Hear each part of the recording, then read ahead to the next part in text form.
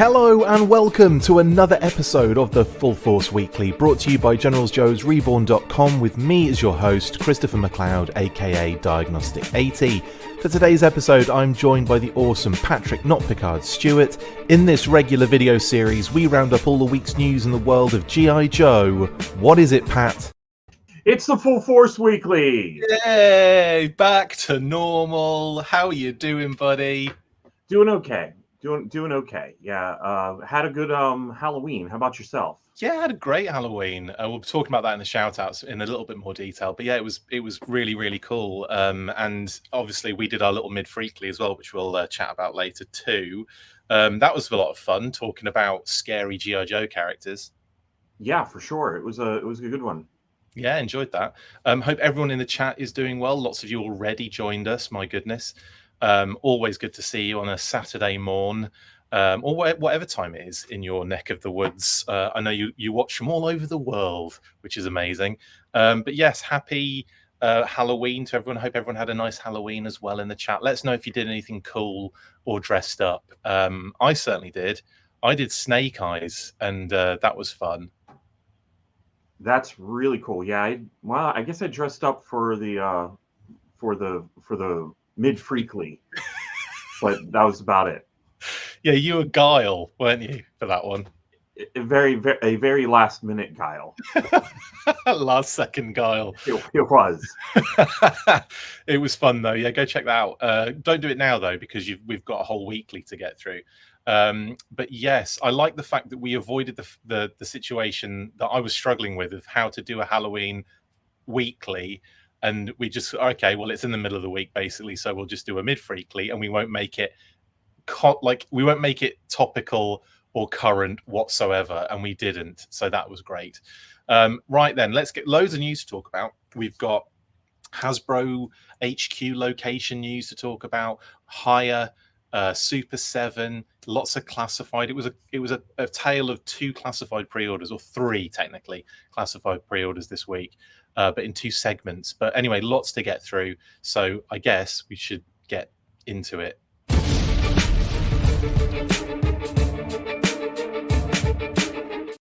And starting with the fact that Rhode Island are building a pitch, or are working on a pitch for Hasbro to stay in the state, in Providence, in more specifically.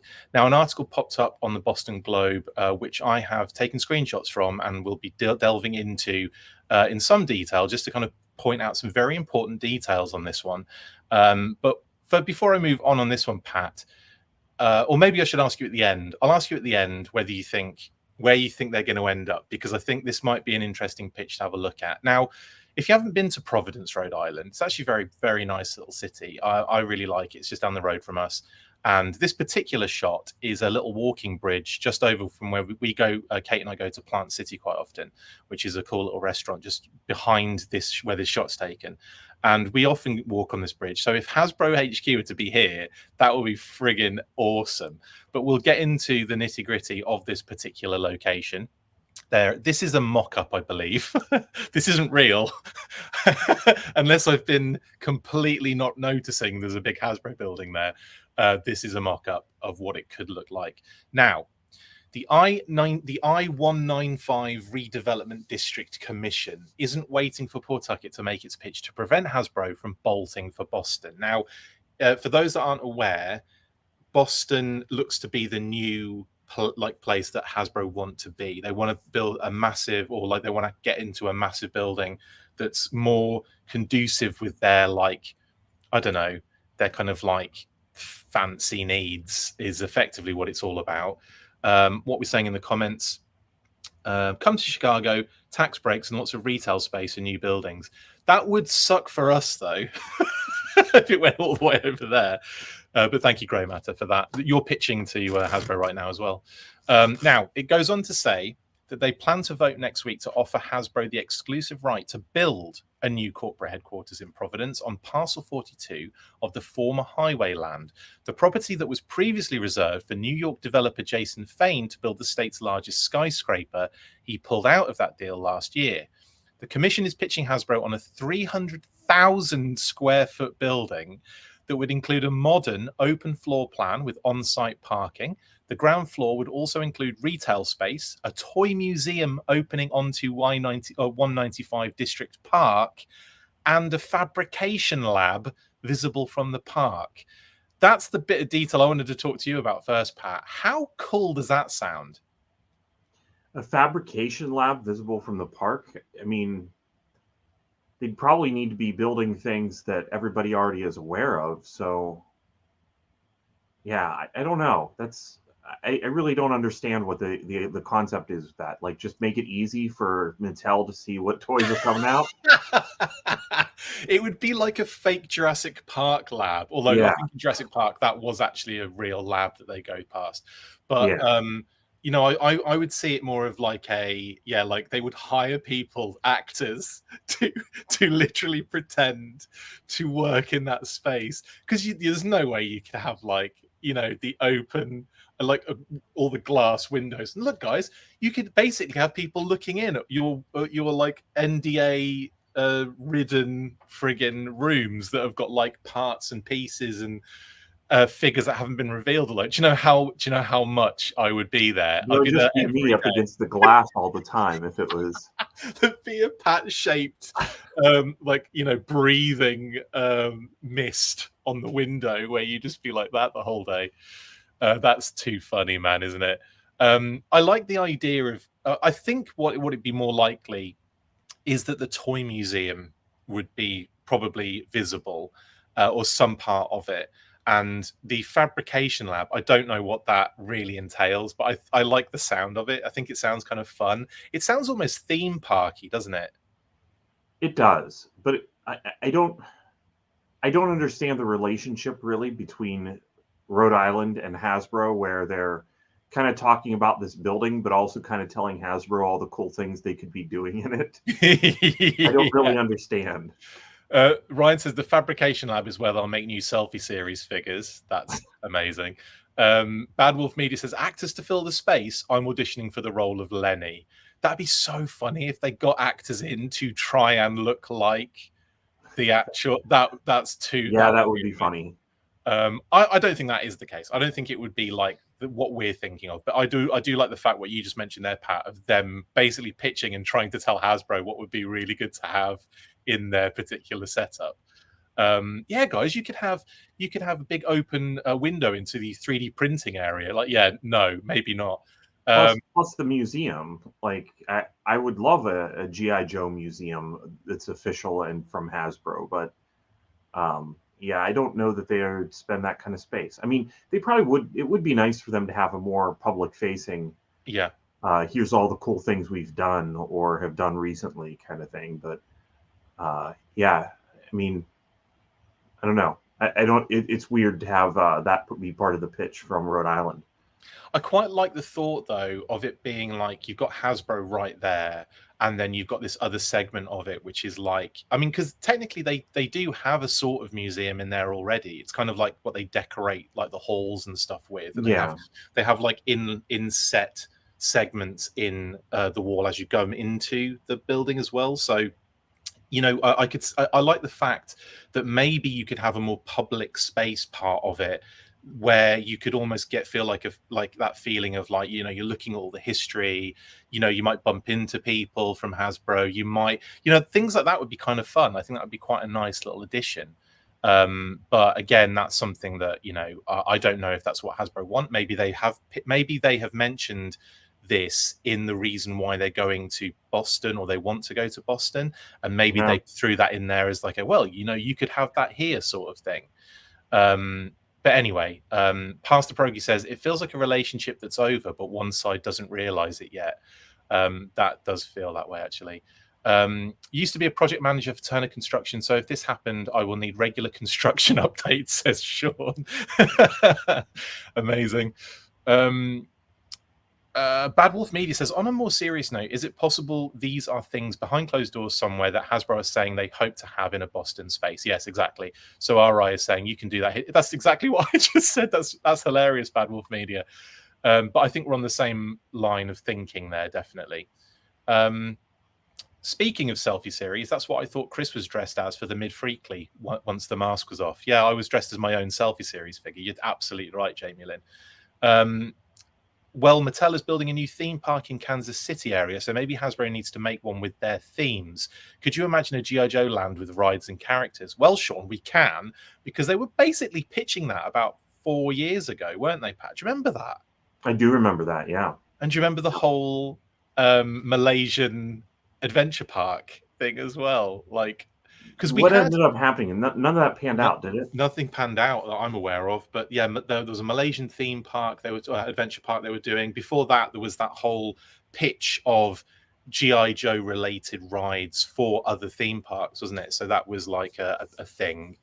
Anyway, ridiculous. God, when those things come up, it always takes me back to the early days of Classified, because we were getting those Storm Shadow art designs and stuff showing up that we were all like, "Ooh, Storm Shadow is going to look different," and then it never panned out really, or hasn't yet, I should say, apart from Hiya Toys. Now, let's move on with this particular article because there's a lot more in there.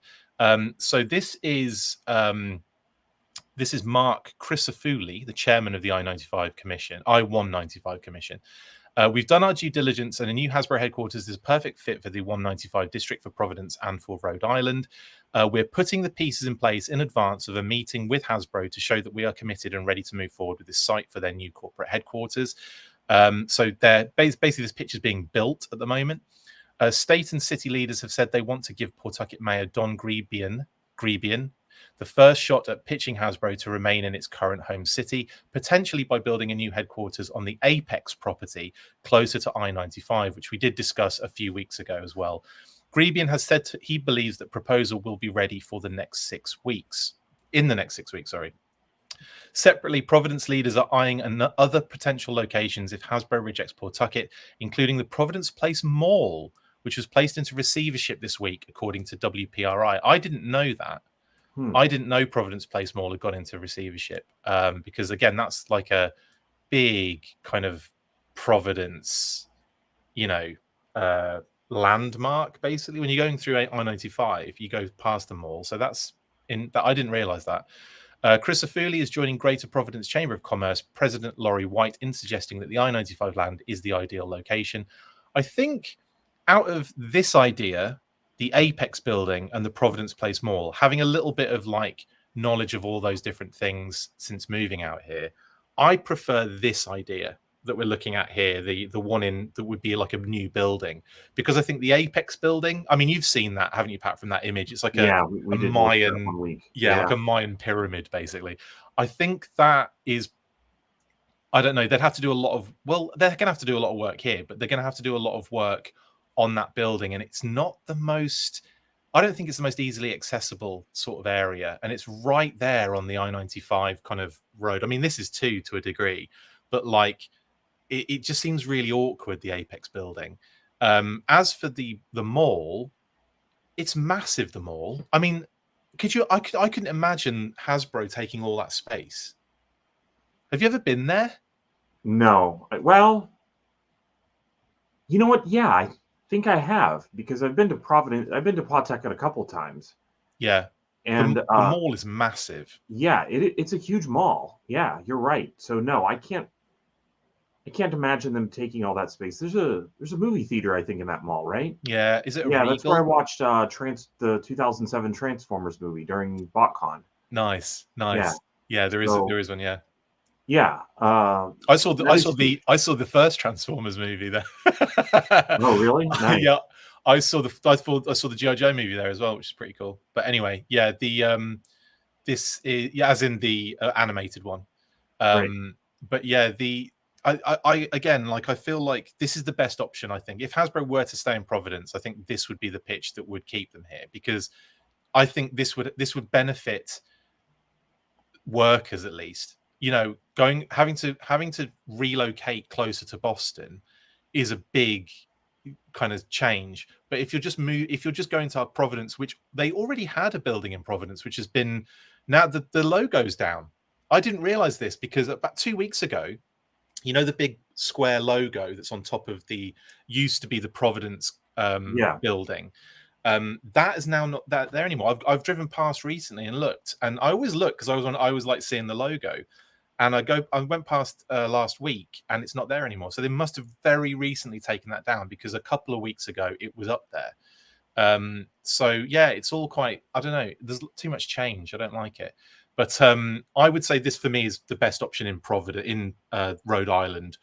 Would you agree with that, or are you thinking else? Are you thinking otherwise? I don't really have any ideas about that, but I'm just thinking that is Boston making their pitch not publicly, or is it kind of like the ball is in their court and what are they doing to try to attract Hasbro to that place? Because I would like to know as well, and I imagine an article will come out with their pitch at some point. You know, like, but then maybe they are keeping it close to their chest, and Rhode Island are being more outwardly aggressive about it. I think because they want, they probably, what I can gauge here, if I was like in the war room for the Rhode Island I-195 committee, if I was in there, I would probably be thinking we need to make a very public like plea here, so that the area kind of gets involved, and you know, there's more pressure on Hasbro to stay. So right. That's, I think it's from a pure marketing perspective that they're doing that. And Boston is probably, they might even already have like an agreement in place. Do you know what I mean? There might already be like a handshake kind of happening behind the scenes, and they're not that worried about the competition, if you know what I mean. Yeah, that's what I'm thinking as well. But who knows? Hopefully not. I just don't know. That there's just so many implications from them moving into Boston. Like they have to be one of the bigger, if not the biggest company in Rhode Island, right? It's the biggest thing for them at the moment. And if they lose, I will go through that, because another bit they say here, the 195 district has all the assets and amenities that today's workforce wants in a neighborhood. Great new housing, dozens of restaurants, coffee shops, a Trader Joe's, throw that in there as well, and Providence's signature downtown park that has hundreds of events each year. The commission meets on November the 6th. I believe there's more. 3 years after the Pawtucket, this is another thing. So the Pawtucket's Red Sox AAA baseball team left Pawtucket for Worcester. And Pawtucket Mayor Don Greebian said, watching Massachusetts encroach on another one of its city's most famous tenants is a gut punch. So they're making this very personal sort of like battle, aren't they? That is definitely happening here. He's quick to point out that the Paw Sox and Hasbro are different situations. He tried desperately to build a new baseball stadium in Pawtucket, but state leaders balked at the price tag. He ended up getting a USL soccer team out of the deal, and they're slated to open a 10,000 seat stadium in Pawtucket next year. So they will have something, by next year. With Hasbro, Greebian believes there are two driving forces leading the company to consider leaving: talent and airport access. So TF Green is the closest. Has the best bathrooms in America, but its direct flights offering pale in comparison to Logan. The airport is above my pay grade, but I know they're working on it, Greebian said. The big hurdle is the retention of creative talent, and that's a statewide problem. Interesting that. And then the article finally says, the prevailing sentiment within Rhode Island's chattering class is that Hasbro is as good as gone, but Greebian says he's optimistic. I love being the underdog, Greebian said, but I need a win. Interesting. I wonder how much of this is for the place or for him. After reading that article, it feels like he's making this a very personal attack on him. But anyway, I will say now, Pat, I'll throw the question out and we'll move on. But do you think Hasbro will go for this pitch, or do you think they're going to end up in Boston?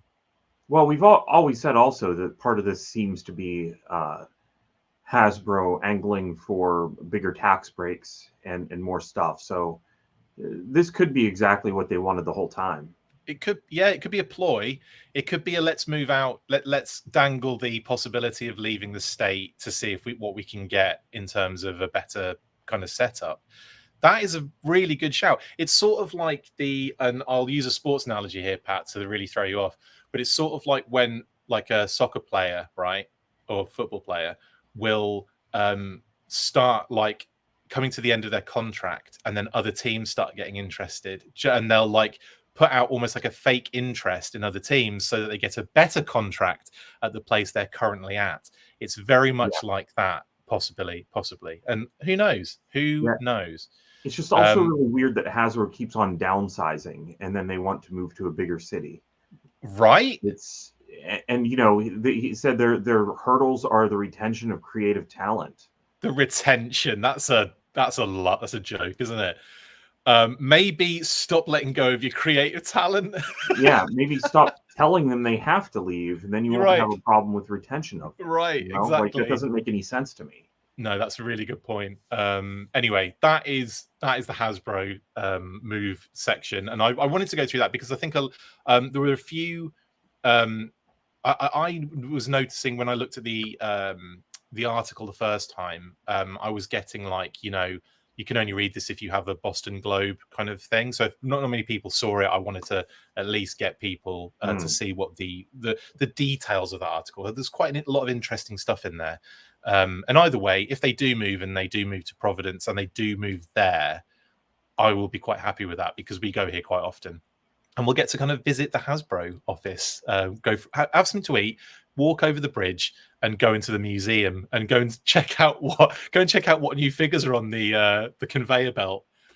That would be really funny, wouldn't it? If it was so like Willy Wonka's Chocolate Factory, and you just had all the new figures that were coming out next year on a conveyor belt, sort of going past. But you can only stay for maybe 15 minutes because then it repeats. Yeah, and then there'll be like a guy that had eaten one of the figures and turned into a giant, like, purple. I don't know. I forget what happens in Willy Wonka's Chocolate Factory.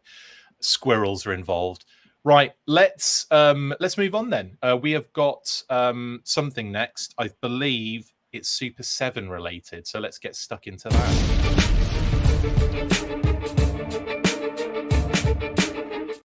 Yes, it is Super 7 related. Yes, the Ultimates Red Laser is now up on Super 7's website, as is the twins, Zaymot and Tomax, which I forgot to add to this particular segment, but they're up on Super 7 as well. So you can go to the Super 7 website now and order an Ultimates Red Laser and a 2-pack of O-Ring twins, if you like.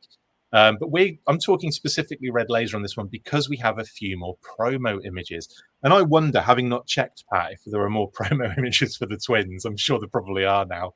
I took a look. There was like one picture I didn't recognize, but maybe it had already been on Big Bad Toy Store. So nothing like this. Okay, but this is fun because obviously we already knew about these images, like the box and everything. I don't think have we spoken about Red Laser together? No, we've not. Right, so that's fun. I don't think that's fun. So, we have, haven't we? We talked about the sword. We have. Now that I'm looking at the accessories, we have. Yeah, we talked about it'd be cool if you'd had the sword and stuff like that. Right, yeah, an alternate head, and okay, cool. We have. Well, that's good because that means that we can move on quickly with this one. But in terms of these images, we've already seen them. But obviously, the cool box and the slipcover with the Red Shadows logo on it, very nice red camo and what have you. We obviously the figure and all of the accessories. He comes with the 2 pistols, the multiple hands, the walkie-talkie with the Red Shadows logo on it, the binoculars, and the classic intro Cobra Commander laser rifle as well. And then on top of that, we had this promo image, which was the one that Walmart Collecticon had showed off on their website when the figure went up for that particular convention. Online event, I should say, really more than anything else. And looked really cool, awesome stuff. But what I didn't notice at the time, even though you can kind of see it on this image with the kind of light reflecting on the red part of the mask, is that he's been given a new head sculpt, which I did talk about, obviously, when we talked about this particular image in the week on the news burst. But I wanted to talk to Pat about this. I was really surprised they gave him a new head sculpt. I thought this is really cool. And you can see here that there's a very clear sculpt difference where the eyes are. Yeah, I kind of took it for granted whenever I was just looking at the images. Like I was like, yeah, that's right. That's him. And it just didn't click that they had taken that extra effort to make a new head. I know, it's really cool. And the fact that, like, you can see there's a lot of I should have zoomed in on the head, but if you do check this image out, you can obviously see the sculpt detail in the line that obviously goes across, so it kind of creates that mouthpiece. and then and separates this kind of like the eyes, and then the eyes themselves are also sculpted in there too. It's a simple kind of maneuver, simple kind of sculpt, maybe a retool possibly, but it'll be interesting to get both heads together to see if maybe they have done a sort of retool on that, or if they've just done like they just kind of added it to the 3D sculpt of what they'd already done for Cobra Commander. Either way, it looks really cool, and I'm really glad they did it. Like it's not beyond the realms of possibility. I mean, they do this kind of stuff with things that are just simple repaints a lot of the time. They will often do new head sculpts, even if it's not necessary. And in some cases, they don't do new head sculpts, which baffles me. Like the Storm Shadow with the digital camo. I'm really surprised they didn't do a hood on that one. Genuinely. Yeah, there's a lot about that figure that I see people unhappy that that's not a brand new Storm Shadow, but it's also in a weird spot because of the fact that Storm Shadow version 2 wasn't really in the Sunbow cartoon, and yeah, it's almost like what if he was in the Sunbow cartoon, isn't it? And it probably would have been as simple as that. But yeah, I don't know. I like what they've done here with Red Laser. Anyway, we've got this really cool image, which shows off more of the accessories as well. But then we've also got more. So we got this one of him looking through the binoculars with the explosions in the background. And again, I wasn't expecting like loads, but yeah, the fact we've got 2 more promo images to check out is quite cool. And again, you get to see the figure in different circumstances, environments, kind of vibe. I'm digging it. I think it's really cool. Happy they went with this one. And do you expect more of these sort of kind of repaints to follow? And if so, what are you expecting? Because thinking about it now, and off the top of my head, I know Gung Ho's coming, so that's a possibility. We get a Gaucho out of it. Yeah, that's true. No, I guess I would need to look to see what all figures have already been released, but they've had quite a stretch of Action Force, and that's cool. I think that this is one of the big ones that was not an obvious repaint, because I mean, I don't know. I don't want to just assume that they're going to do Red Laser every time that they do a Cobra Commander, but I kind of am expecting one out of the Reaction Plus line. Yeah. Cobra Commander. I would expect there to be a Red Laser. It's the most dynamic new color you really can get as far as a repaint goes. Like when you're trying to stretch the dollars and get more uses out of sculpts, Red Laser is, in my mind, still the best option for Cobra Commander. More so than just putting him in a different shade of blue or black face, or putting him in black. Yeah, Red Laser is the best one. Yeah, definitely. It's also funny because you've got the kind of Crimson Strike team, as it were, right? And like it's funny that we have had, I think, a red Cobra Commander, like just not that isn't Red Laser, but I find it funny that Red Laser almost prevents a Crimson Cobra Commander to a degree. Doesn't really, but does at the same time. Or you can kind of maybe balance some sort of like homage double kind of going on, where you could make it Cobra Commander sort of thing. Do you think that they should have included a red Cobra Commander head, or made that some sort of pre-order bonus or something? That would have been cool. That would have been cool, and would have been a nice touch, because again, yeah, they are. I mean, maybe it's because they're just so close in design head-wise that it might have been overkill. But like, I think that would have been kind of a fun little touch. Or maybe even, they're not really doing the hooded stuff, but I think there is a red hooded Cobra Commander, isn't there? In the modern the 25th line, yeah. Yeah, so I think that would have been kind of cool. Jammer's a good shout. One Sessions set from Toys R Us. Oh, have we lost Pat? I think we've lost him. Oh no. Oh, am I back? You're sort of back, but it's very glitchy. No, I think we've lost you. You're still there. You're still there. I'm still here? Yeah, you're still here. Okay, that was weird. Yeah, I saw that on my end. Sorry about that. I don't know. No worries. Anyway, I'm going to say, yeah, Gaucho, I think Ultimates-wise would be a good one. Jammer's another good one with Stalker, obviously. and I think a Glenda would be up there. I'd love a Glenda. Sorry, not a Glenda. Glenda, yes, but also I'm thinking Quarrel and saying Glenda. I think a Quarrel would be really cool, and one they could definitely do, especially with the Scarlet body. And Oh everything. yeah, for sure. Yeah, it feels like that figure already exists. It does, doesn't it? Yeah. So yeah, I think any of those I'd be up for with Ultimates, because again, like you could do the repaint, but you could also get a different head out of it, and then I think that would be a good enough repaint reuse for the Ultimates line. But there's a few like obvious ones, and then of course I think with Storm Shadow you've got the obvious South American repaints. You've got Ninja Coup, you've got Satan, and all those kind of things. So yeah, lots of good options, definitely. Cobra Hacked Pat, says New York Night 1974. Pat on auto tune, says Figure Six. But yeah, that was glitchy. Anyway, that is Super 7 news. And like I said, also we have the twins that have gone up as well. So you can check that out on Super 7's website. Link in the description. It will take you to Super 7 website anyway, so you can find it yourself. I'm not doing all the heavy lifting for you guys. Anyway, next up, we have a bit of Hiya news.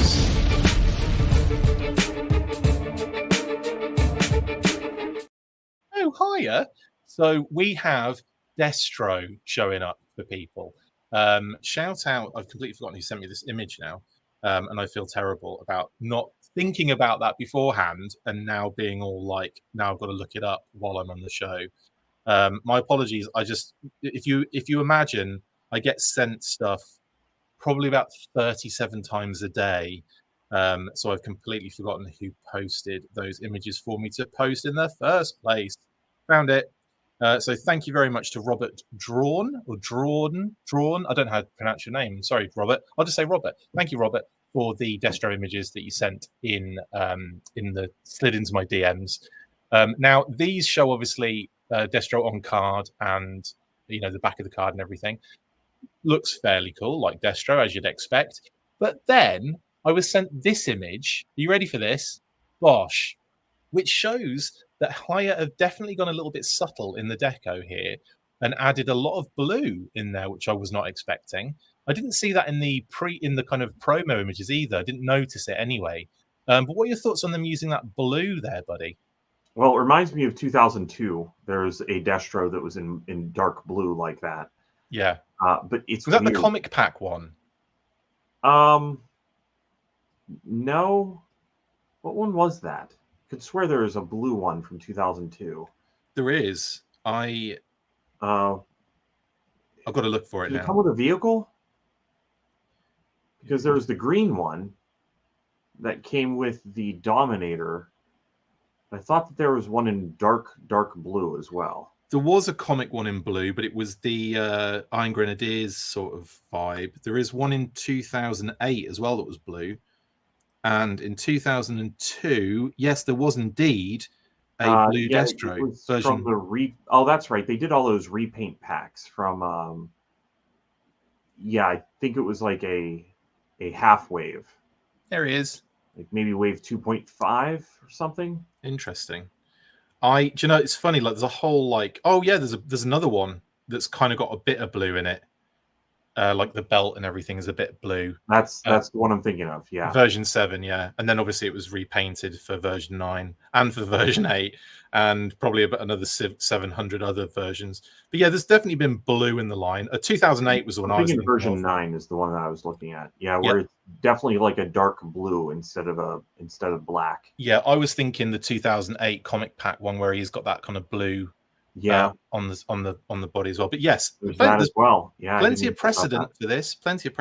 But what are your thoughts of them doing blue to kind of like insinuate that sort of black color? It feels a little bit more of a Cobra themed Destro, which really is never my thing. I always like Destro to be kind of somebody working with Cobra rather than an actual full member of Cobra. Yeah. No. Full member, Kitty said. One other thing that strikes me on this particular image, though, is that weird neck separation. Decker, like they've kind of almost gone with like a rose gold for the neck and then obviously chrome for the head. Quite odd, that, isn't it? Odd decision. Yeah, it really doesn't look good. Yeah, that is a shame. That I think if that had been the same color as the head, I think I'd have quite liked what they've done here with the overall deco. But I've definitely noticed with a lot of the higher stuff so far, there's been a lot of kind of weird deco choices. And what I mean is, like, I like the promo images and what they've done in the deco there, but when the figure comes out and you see it in hand, like, Beachhead had no real like detail to his deco. It was all just like flat color on flat color, and it just looked really basic and a little bit simple. Whereas, you know, you're kind of seeing like these promo images with what look like washes and dry brushing and all sorts of kind of effects and stuff on it. And yeah, I've kind of been a little bit disappointed with the end product deco wise on the higher figures. And we didn't really speak about it before, but the Flint was turning up in hand, and that head, woof, that's probably the worst head sculpt I've seen in the line so far. And I was hoping they'd have fixed that by the time it came out, but that is not a good head sculpt on Flint, I'm afraid. Yeah, no, I agree. That's weird.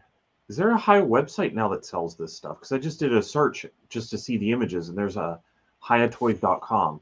Yeah, Hiya's got a website. Yeah, they've got all I think all the figures on there from from, you know, that they've shown off and pre-ordered and what have you. Okay. Yeah, but the neck on the promo images wasn't like this. No, and that's a shame. And like I said, I think that in terms of execution of deco, there's definitely been a bit lacking with the highest figures. So I kind of wonder if they aren't just like noticing that things aren't right, but are just moving ahead with it anyway. I think that's what's they're happening. So far behind. Yeah, I think that it does feel like that. It feels like they may have got a couple of samples in late on and been like, yeah, we have to just go with this now. It's a shame, really, because like I liked what I was seeing on the promo images, with the like I said, with the caveat of that Flint head sculpt. I think everything looked really good. I think the deco choices were kind of fun and different, and obviously were linked very closely to the classified card art, box art and stuff. But yeah, it's a bit rough, that one. And I'm not like I said, that neck thing is really weird.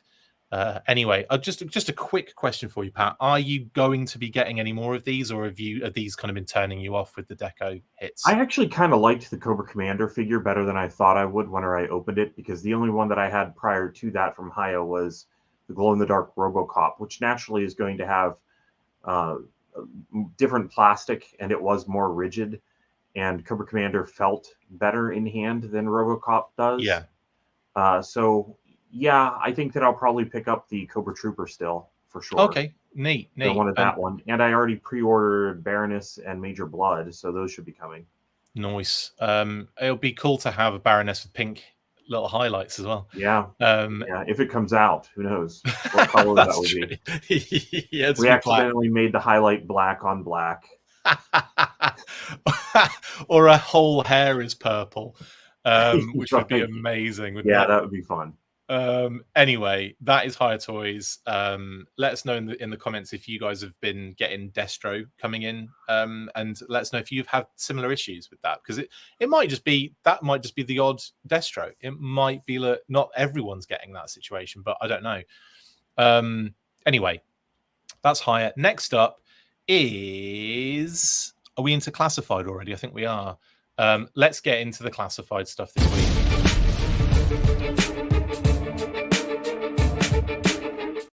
Starting with Nemesis Immortal. So yes, the 1027 exclusive is what it's out to be, which took everyone by surprise, I think. Is out there now. I'm not sure if it's probably sold out again, but it did pop up back in and out of stock over the last couple of days. But it is one of those ones where you have to really be paying attention. If you did get one, congratulations, though. Now, Pat, we haven't talked about this at all, I don't think. I have no idea what you feel about this figure, and I guess we're going to get through it. So we'll start, though, with some of the little elements that were being posted throughout the week. So first off, Lenny, Weather Dominator on Instagram, posted this little image of the sort of design, or the initial design for the wings. and these little swords. Interesting, this one, because obviously that bit of flesh that is between the sort of arm articulation obviously isn't there anymore. Maybe that was cut to allow for that articulation. Maybe there was an element of process going on here. Yeah, and that's actually the thing for me that I feel like I miss. I feel like that would have benefited this toy a lot. I do think the articulation is good to have so that they stretch out, but yeah, it sure would have been nice to have had that bit of connection there, because it's, you know what it reminds me a lot of is the Batman the Animated Series Man-Bat toy. yeah, where it was a lot the same as what they've done here with these wings, where that elbow joint it causes some of that connecting skin to just be not something that was sculpted in at all. I think Man-Bat has a little bit hanging off the back of his arm, where they probably could have kept that as well, but maybe they thought it looked weird without the other the part. I think you're right. Yeah. I think if you take that section out, it's weird to have that like bit of flappy skin dangling, and it I might don't have think you could have done anything stretchy. Could they have? Well, this is what I was going to say. Maybe they could have had elements that clip on to hold the wings in that position. So you had like those bit of skin parts would be two separate pieces, and would like you could articulate it in that way. But then when you wanted it to be in one position, you could just clip those skin parts on, and it would hold the wings in like a you know, in one sort of, in that what we're looking at on screen right now, effectively. Do you know what I mean? So those skin bits that are removed would just be two separate parts that clipped on when you didn't want to articulate it, if you know what I mean. Yeah, I don't really know how they could have made that look, you know, great. They could have done it, but I don't know how. There'd have been ports, there'd have been pegs, there'd have been all sorts of different things that would have taken away from its aesthetic for sure. Like I think looking at the promo images, looking at the figure in hand and stuff, I've definitely been won over by their design direction. I think you can get it into positions where the wings do look phenomenally huge, and you can get it into positions where, like, he does the Stratos thing where it looks like the wings are coming out of his wrists. It's quite cute. I think that's quite a fun little look, but we'll get to it in a second. So obviously here is the artwork by John Jiang, and this is with the, obviously you can fold those arms right in to have the wings look like this, which is pretty cool. And this artwork's gorgeous. I mean, John does incredible artwork for the you know, for GI Joe stuff and other stuff, but some lovely texture on this one, and lovely like use of that kind of really bright orange and yellow. Yeah, this is it is nice. I did end up buying one of these. Nice. I'm not buying every single classified figure, but there's just something about Cobra Law that I feel like we're going to get a set in short time, and it's going to be one that'll be worth having. Definitely. And this figure, I mean, we'll get to the figure as well in a second, Pat, but yeah, I just love the artwork on this. So good. And of course we've got the file card where they're showing that they're doing this now with what looks to be with all of the figures going forward, and have the file cards as social posts. And I kind of down with that. Like, I feel like it's a good alternate way of getting file cards for these figures, and I think it's something that you know, without the website there as a way to kind of like feed this information out there, I think this is probably a nice kind of compromise. Honestly, even if the website was there, it'd be nice just to have a social post to make sure that we are aware of it. Yeah, totally. Something new would be up. It just kind of feels like a bit of disconnect if they can't get the website updated. It almost seems like maybe that's something that the IT department handles. Yeah, they don't allow the marketers to continually add things, but it feels like there should be an option for them to do that. You know, that seems like the main thing that it should do is allow the marketers to put things up. It was really frustrating, wasn't it, when the website was up, that it never really got updated, or when it did get updated, it was in like the most minimal ways. Like, it was the homepage that got a little like they changed the artwork on the homepage, but all of the characters' information and stuff like that basically stayed the same. And we didn't get any of those, like, you know, more to follow, more to come sort of like, you know, character bios and what have you. Yeah. And I really liked it for the, you know, the key to look at the abilities and see what level abilities each one had. I really enjoyed that as well. So there was a shame that's not there anymore. Obviously those things do exist on the internet still. You can find them. Yeah, I kind of missed that. But it only works, you're right, if it's updated all the time, if you've got new stuff going up all the time, if it's, you know, you like like you're adding to the lore in some way, and you're creating all this stuff about narrative and storytelling, put it on the website. Put that stuff on the website. Get Mark the copywriter to put a bunch of the story stuff, the missions and stuff like that. Like the special missions could have a whole, like, it doesn't have to be like, you know, like a massive amount of stuff. It could just be a file card for Cobra Island that explain what that mission's about and what the story is and stuff like that.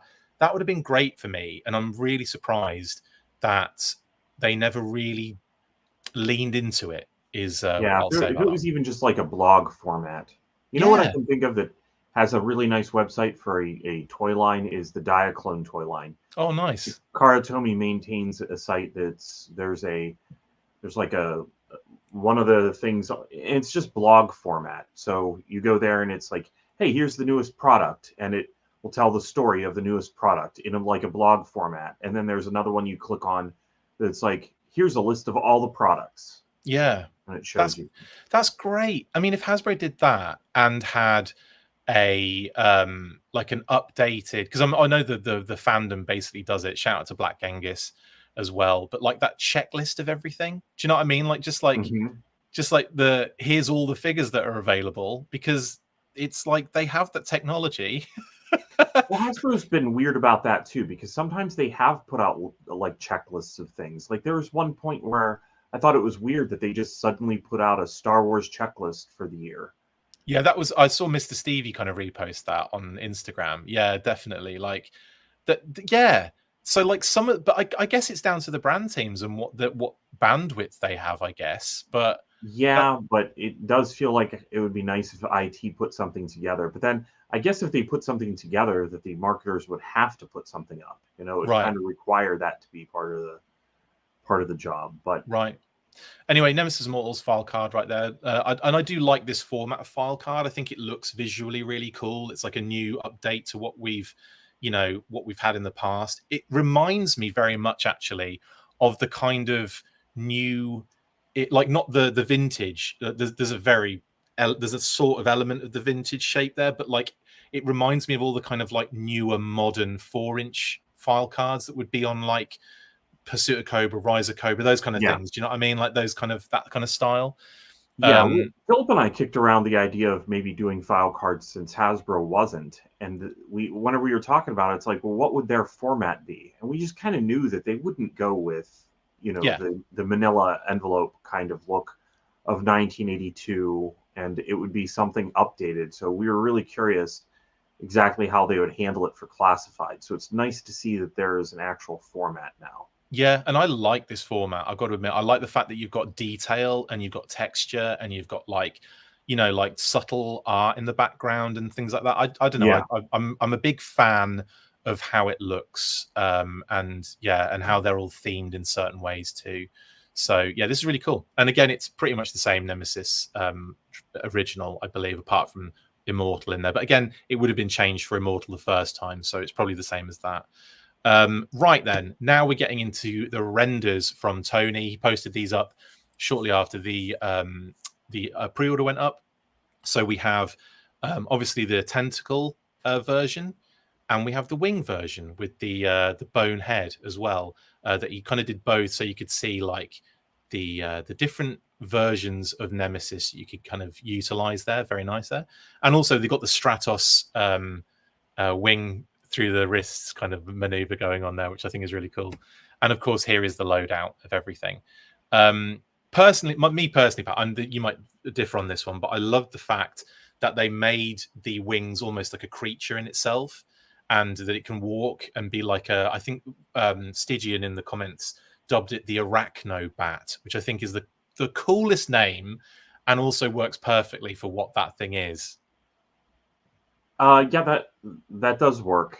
They kind of had done that already in the 25th line, though. It has a little face on it in the Oh, 25th. nice. Oh, and we're Yeah. talking about the wings here, mate. The wings. Yeah. You're talking about that. The creature, the fact that the wings are a creature, right? Yeah. Sorry, I wasn't sure if you were talking about the little tentacle monster which had a face on it, didn't it? On the They both have, they both yeah. have tiny little faces I on just them. wanted to make sure that's what you were talking about because I didn't know there was a face on the wings previously. Yeah. Mm-hmm. That's really cool. I'm gonna have to check that out. I did not notice that. Was that on the 25th comic pack one? Correct. Yeah. I remember John Warden talking about it. The fact that they had talked at the time that it should that those should be living creatures as well. I did not. Especially I've since never. you always have one that's not on him. I think that was Right. part of the reason why. Right. That's really fun. I think I'm probably going to use the tentacles as like a Cobra La trap for a Joe. Like, I think it'd be more fun to do that. Yeah. And then have the wings as like on Nemesis because I feel like that's more him, if you know what I mean. It could have gone for the tentacles to be a little longer. Okay. Yeah. I'm gonna have to see when I get it in hand, really. But yeah, I like the fact they made it more bendy at least. So that's a bonus. But anyway, let's look. Yeah, if there's, it looks like they're actually a wire bendy, so that is nice. Yeah, they've definitely done that on there. So now we've got the beautiful photography by Shooting the Galaxy, who I interviewed yesterday, and I'm in the process of editing. So that should be going up probably Monday. We'll see how that goes. But yeah, we'll be getting that out for you. We did about an hour with Shooting the Galaxy, so it was really, really cool. The issue is I didn't get into a lot of technical stuff, unfortunately, because we talked about a lot. But we're going to do another one in the future, very soon in the future, with Matt again, and we'll get into more technical details. We did talk about techniques and some of the stuff that he does and the step-by-step of his, what he has to do as a job. But a lot of people are going to be like, how come you didn't ask about this? And we will do eventually. Anyway, these pictures are amazing. And we do see a little figure in the background as well, Pat, which we'll talk about in a little while. But this was what sold me on the wings, honestly. And it's the all the different like display options, like, using part of the wing as like a shield, having the wings out, and they look really good on this particular image on the right. I think they look big enough and they look like the kind of wings that I was imagining him to have before I kind of, before we saw the images and stuff.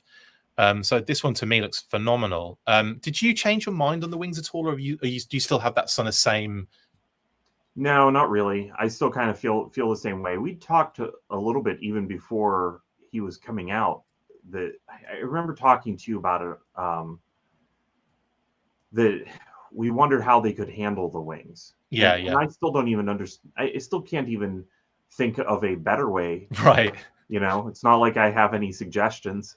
Yeah, I think it would be a case if you're not doing the articulation, if you're not doing this as a thing, it would just be a big set of wings that clip on the back that don't do anything, don't go anywhere, just literally are a big set of wings. Maybe two options, like a stretched out set of wings and a folded up set of wings, so you'd have to swap them out. Absolutely, like that's probably the only way you could do it. But to do it's a creature, it can be moved around in a different ways in the articulation. I think this is like almost like a compromise in the sense of you will lose some that kind of surface area is probably the answer on this one, isn't it? It's like it's just because there's not enough surface area on the wings, I think, more than anything.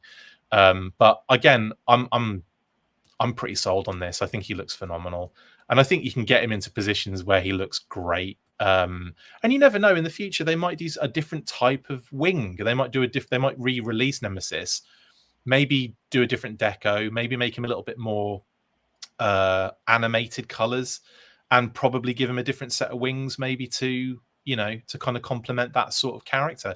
And then you might be able to just switch those wings around. Do you know what I mean? That might be the way forward, honestly. For to please everybody, basically. Yeah, that could be. They could end up doing something. I don't know. I think that this is probably going to be a one and done. I don't really expect them to do a new one, considering this is going to be a more expensive figure. Yeah. I can't imagine, unless I guess they could do a multi-pack eventually, but even Globulus is probably going to be a more Bloody expensive hell. figure. Well, So what would Globulus a multi-pack be, like $200 set of 3 figures? on Make sense. a retro card, on a Right. 10-foot retro card. You'd have to do, if you did Globulus, right? Separate conversation. But if you did Globulus as a deluxe with his like vehicle, shall we say, figure vehicle set, because it'd have to be, really, wouldn't it? Price point wise, deluxe is not going to cover Globulus with that giant floating testicle he gets into. So I would suggest that you do that as a figure vehicle price point. Amazing. Get a great Globulus out of it. Get him in his vehicle, and also maybe like a snake tail inside. I don't know how they do that. It's going to be some crazy construction job. I don't know. Or it's going to just be some sort of slug feature that just keeps him like upright. I don't know. But that would be amazing, right? When it came to doing a 3-pack, you could just take the testicle away from him. Do you know what I mean? Like I'm calling it a testicle, I'm sorry. But the sphere thing that he gets into, you could take that away from him. And then Nemesis would be like just a normal set of wings, and Nemesis, maybe the tentacles, maybe, and then the Royal Guard. And I think you wouldn't be able to do like a retro card, but that would be friggin' amazing, wouldn't it? It would be fun to see what a retro card 3-pack would look like. Like a really tall Globulus with the snake tail. Maybe they could do that as a bendy. Maybe they could do his tail as a bendy, but that would take a bendy that works better, hopefully. Yes, of course. But anyway, yeah, enough of that. Let's look at the next image. Now, this is, like I said, this is what sold me on the wings, with these shots, these promo images, honestly. And again, that protection, that kind of Batfink maneuver. Who remembers Batfink in the comments? Pat, do you remember Batfink? No, it sounds familiar, but I'm probably thinking of Ratfink. Yeah, so Batfink. I think it's Batfink. Have I just gone mad? Is it Ratfink? Have I made a massive error? I thought it was Batfink. No, you're right. There's Batfink. Yeah, it's Batfink that I'm thinking of. What's Ratfink? It's that hot rod kind of art. Big Daddy Ed Roth. Okay, I see. Yeah. Okay, yeah, that wasn't what I was never really a fan of that art style, but that's not what I was getting at. But yeah, no, Batfink with his wings of steel. That maybe wasn't a thing when I was little. Peppermint nose. Maybe it's just a UK thing. My wings are like a shield of steel. That's what he used to say. Jamie Lynn points out they're two different characters we're talking about. Thank you, Jamie Lynn. But yeah, I like. Oh no, it's from 1966, which is why I don't remember it. Oh, what, the Batfink? Batfink, yeah. Is that from 66? 1966 to 67. So it says it's an American animated television series. So yeah, but it was replayed like a trillion times in the UK. Probably the thing, not replayed for me.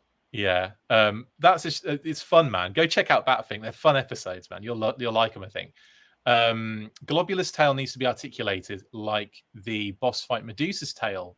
No bendy, please. Ed, that would be like crazy. I mean, because it's basically the boss fight tail is like little barbell joints, aren't they? Like kind of like ball joints, basically. And I think that would be really cool. Genuinely, I think that'd be really, really cool. But yeah, that would be a hell of an engineering job, because you couldn't just scale up that for this. You'd have to do some other stuff. It's not going to be easy, basically what I'm saying. But anyway, this does bring me on to another thing, though, and with talking about another character, and that's this. I took those two shots of the character in the background. Now, Matt Shooting the Galaxy talks about this specific shot, and I'm not going to give anything away because there's some really interesting things that he talks about here that blew my mind of how he takes this shot. That shot in the left-hand side, I was amazed when he told me some details about this, not about what the character is, but how it was shot. I thought there was some trickery going on here, but I'm not going to give anything away.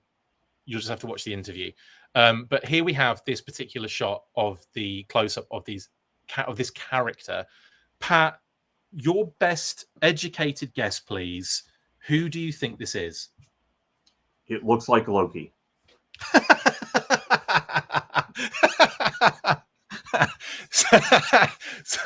so you're going for, I just grabbed a Marvel legend and stuck it in the background kind of thing. Well, that looks like the scepter on there on the right. That looks like the scepter from the Avengers movie. It really does. It really does.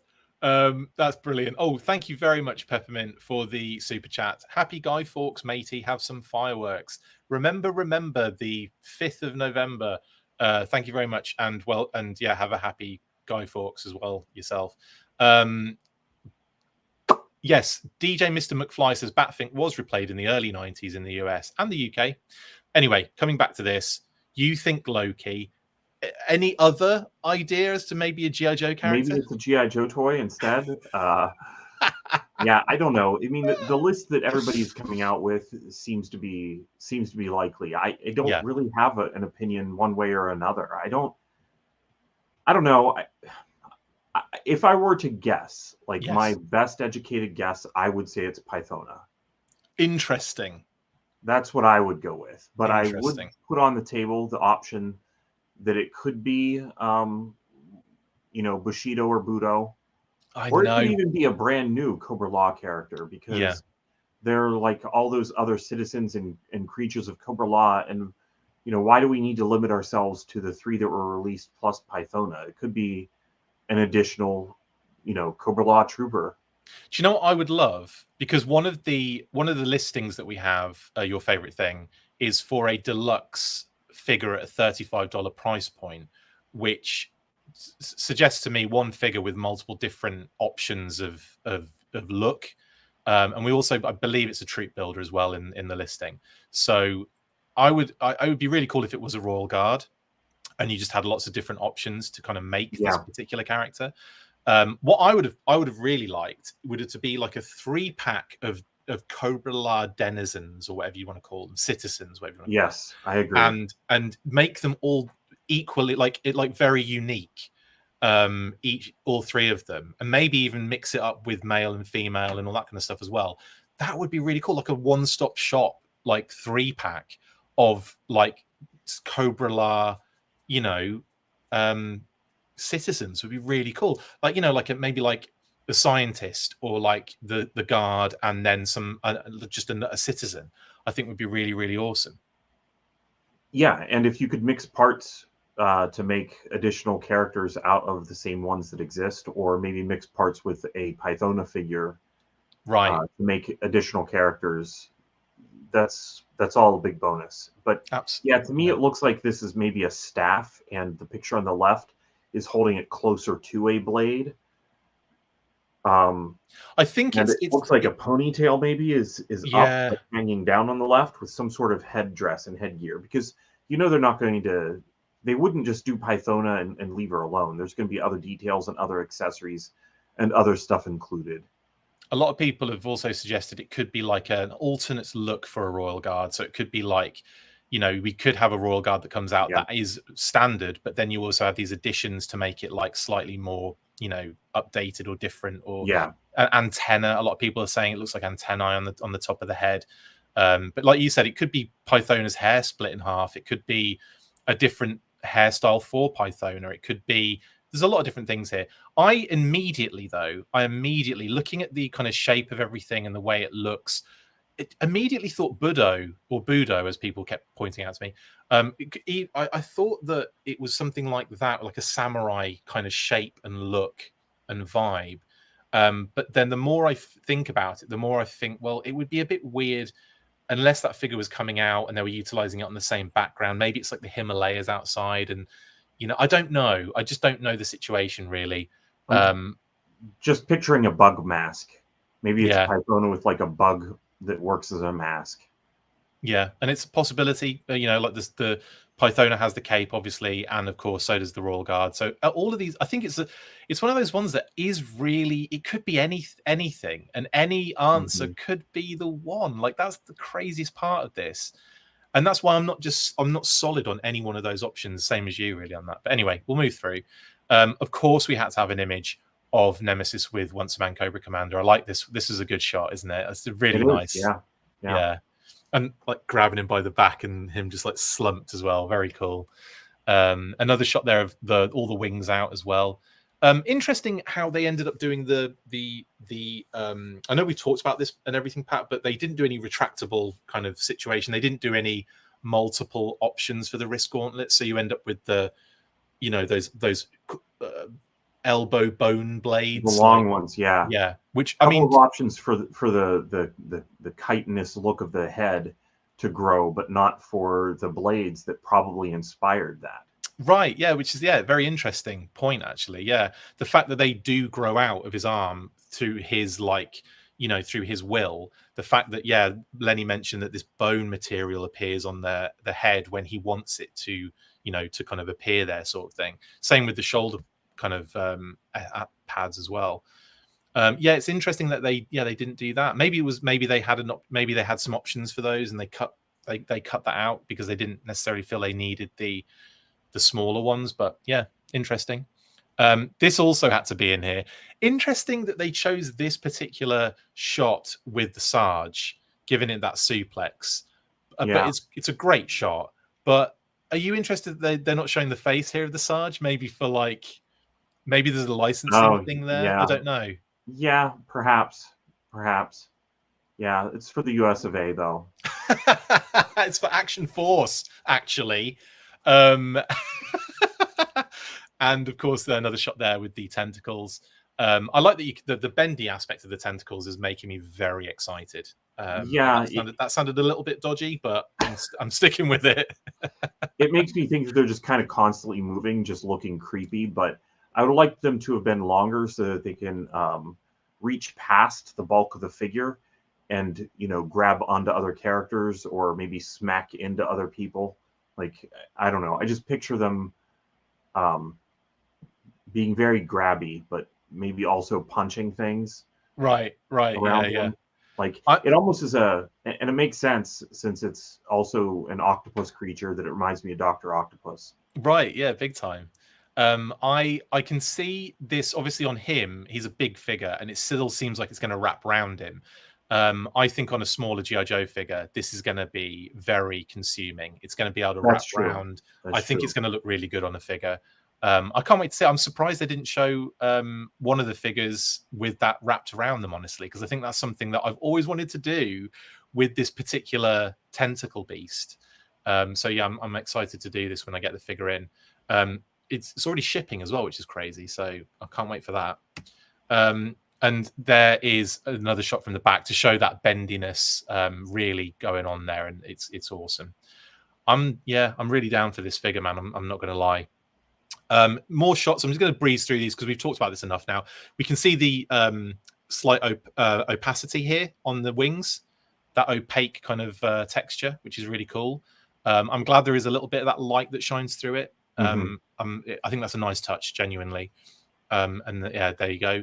Obviously, the packaging is gorgeous. We've seen that multiple times now. We don't need to go over that anymore. But it's a beautiful presentation, and I love the artwork on the back. I'm definitely going to be looking, and when I get that figure, I'm going to be looking very closely at the back of that box. I know we've only really seen Cobra Commander on it, but I'm sure there's other things going on there that we just can't quite make out. It's, I believe, translucent though means completely see-through, and I don't think is it? No, opaque means you can't see through it at all. Oh, right. Okay. Transparent means that you can completely see through it. And so translucent means that you can kind of see Thank through you. It. Thank you very much for that specificity. I appreciate that, Pat. And here we see that effect even better on Dan's images here. So yeah, that's really, really nice. We see again more of that. This is Dan Larson, by the way, shooting the galaxy. Secret the galaxy. And there's too many galaxies on today's show. And again, we see the kind of like creature as a little creature. I think that's amazing.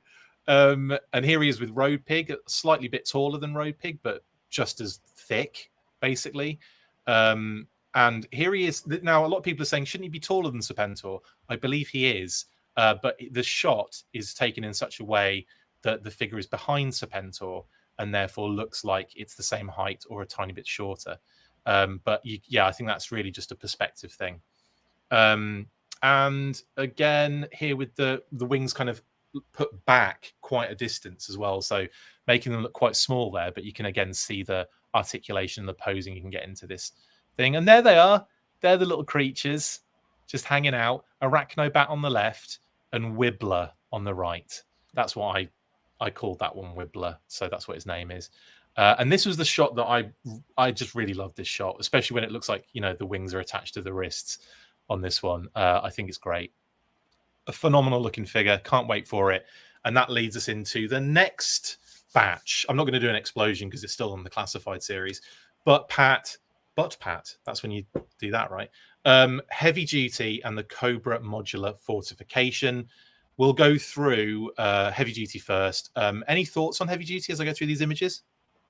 He looks really good. I think the missiles look like they're the same ones that came with Metalhead, right? That's correct. So I kind of think that they may not work so well just laying inside the thing. And it really makes me curious if Non-F will redeco the ones that they made for Metalhead into ones for Heavy Duty, and if that will work. Definitely. I've got to say, Lenny did tell us this in the interview. When I said, are they the same missiles, yada, yada, yada, with Metalhead, are we going to have the same issue? He said, the missiles will rest in there. They're not going to fit, but they rest in there. And when he said that, I was like, my heart dropped a little bit because I was kind of thinking, you know, you guys sort of knew that was an issue. I wonder why. I know it's a cost thing, and by just redoing the ones that were on Metalhead, they can do the same thing. But how do you not just make the missiles the same width as the blast effect piece that slots in? I don't understand how that doesn't get done. I kind of think that if they had, and you pushed it in there, maybe people would have trouble getting them back out. Yeah, possibly. Well, I still think you could get it redesign closer. It some way. Give it enough of a tip to be able to pull it out. Right, exactly.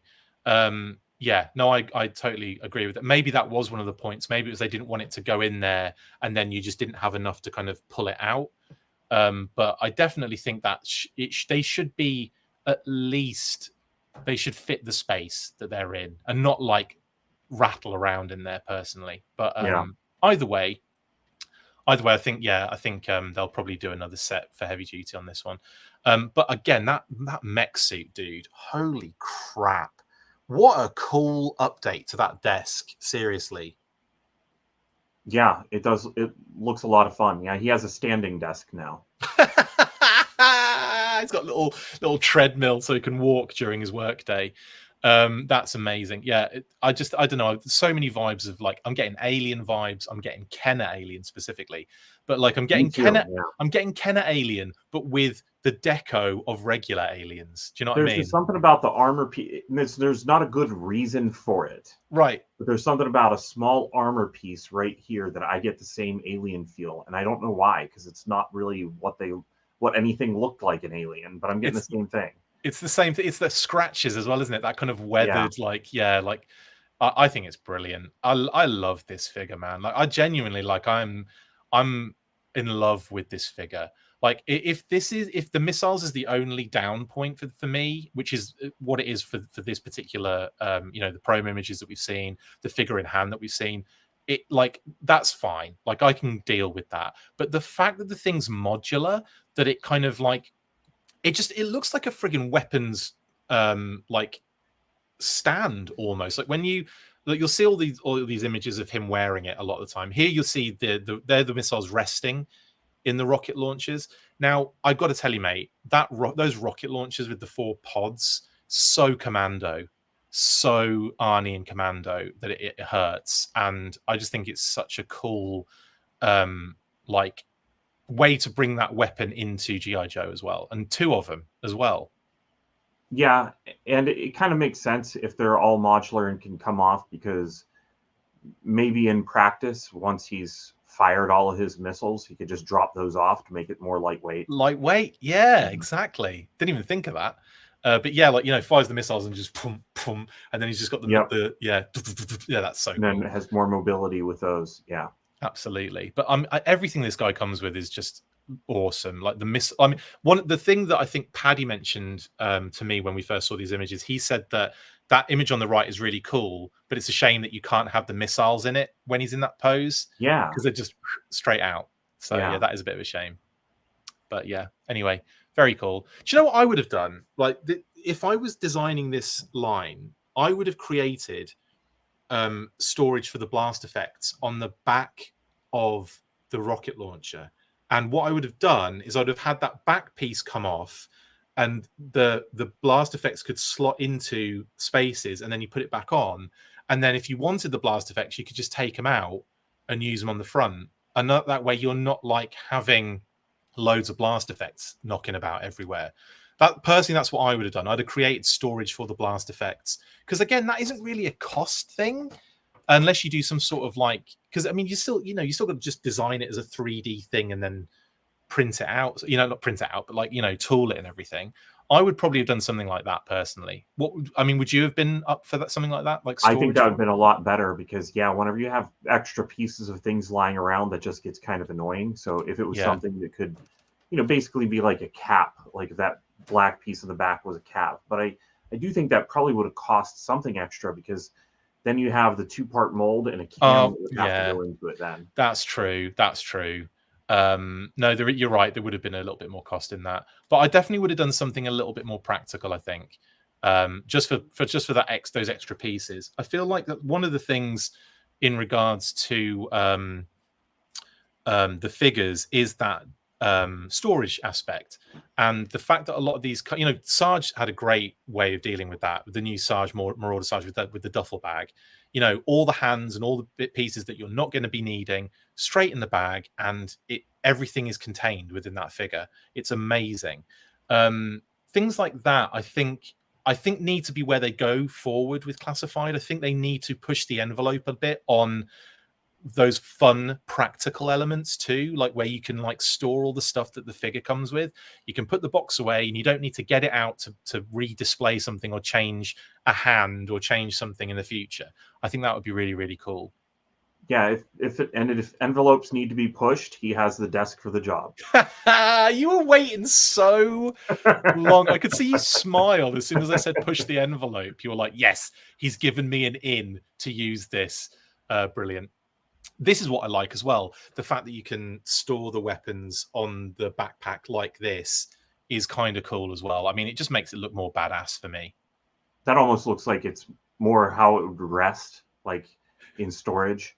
With the missiles put it on, and then it would like that it's so cool. And the fact that you can put the weapon systems on different ports and different parts, it's a no-brainer. But I like that aspect. I like that option where you can have the missile launchers on the top and the guns on the bottom, or vice versa. I like that. Here he is jumping off a fortification as well, about to take out some trench vipers.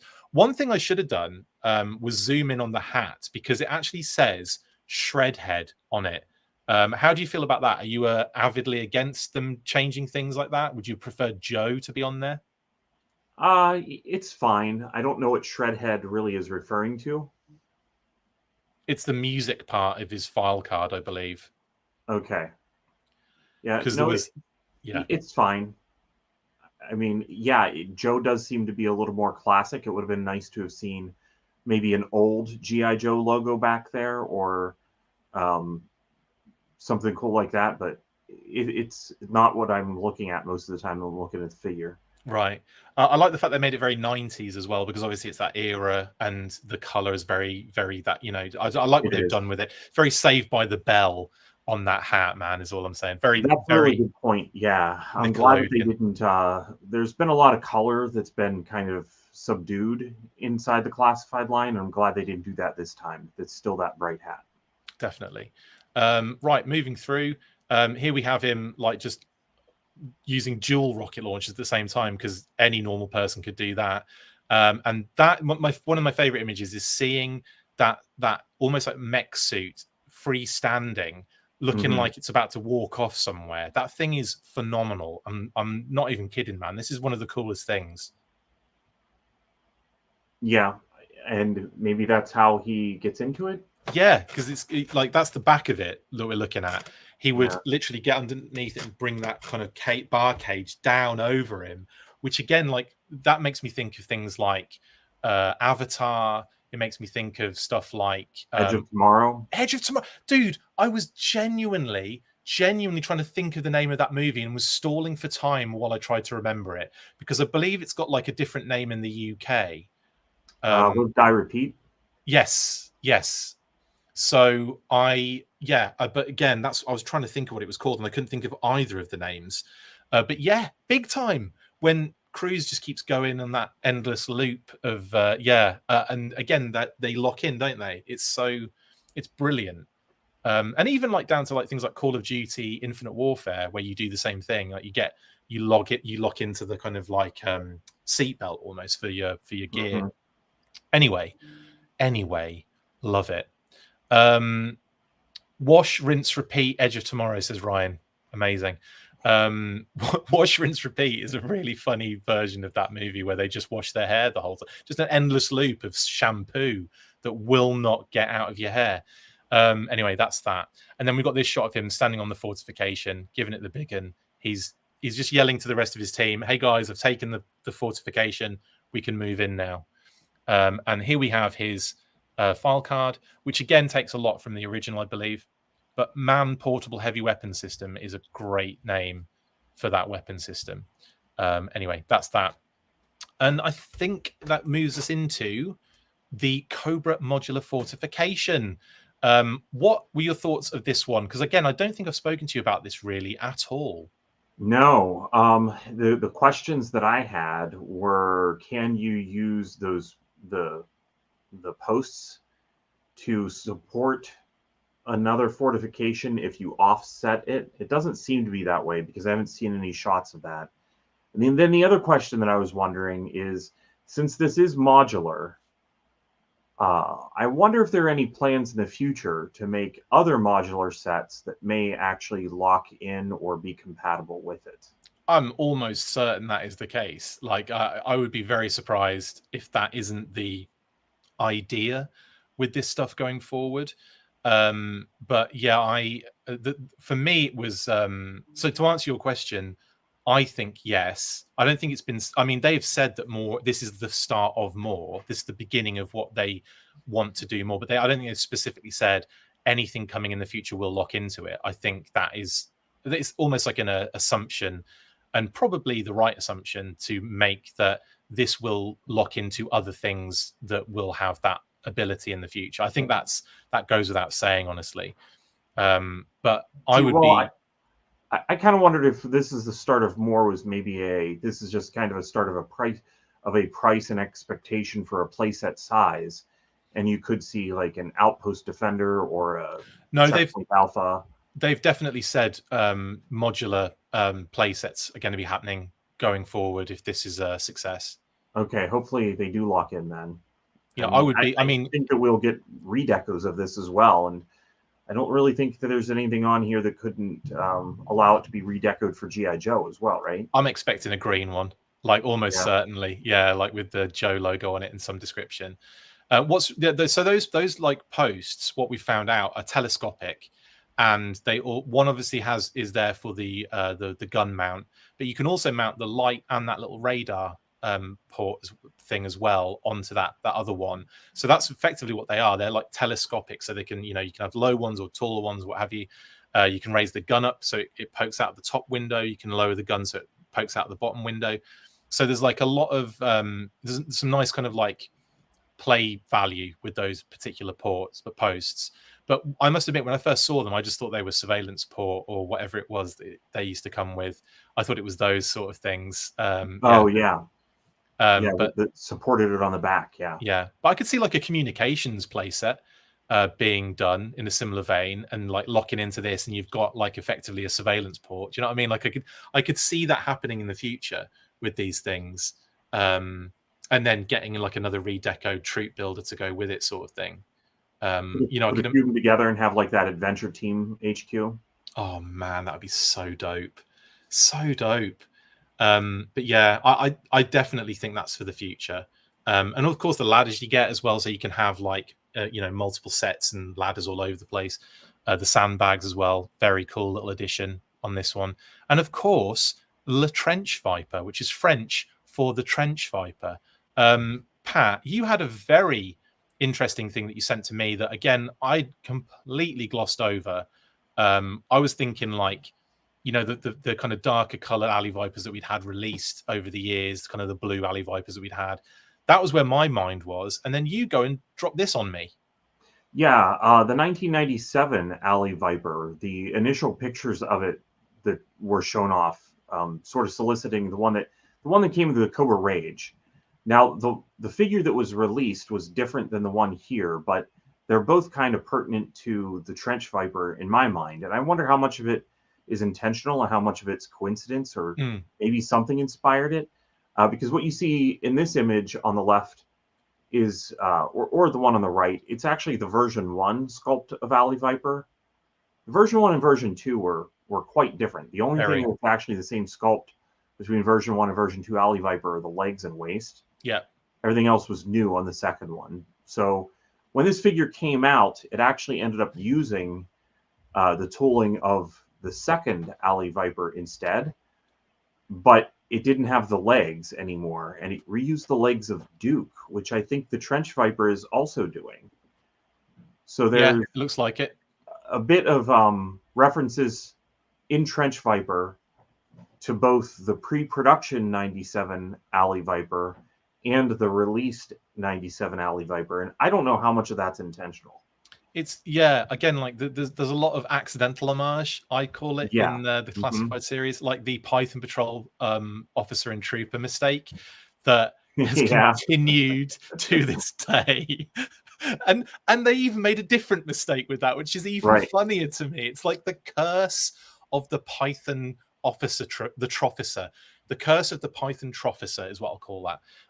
But yeah, like there's so many of those kind of things where it's like, oh, that's interesting that did that in the past, and this also does that. And I don't think necessarily it was they looked at it and went, yeah, let's also use Duke's legs. Do you know what I mean? I don't think that was done. But you never know. There might have been some bit of research in there, and they've gone, oh, they've used Duke's legs on this, and then let's see if that works. You never know, really. I doubt it.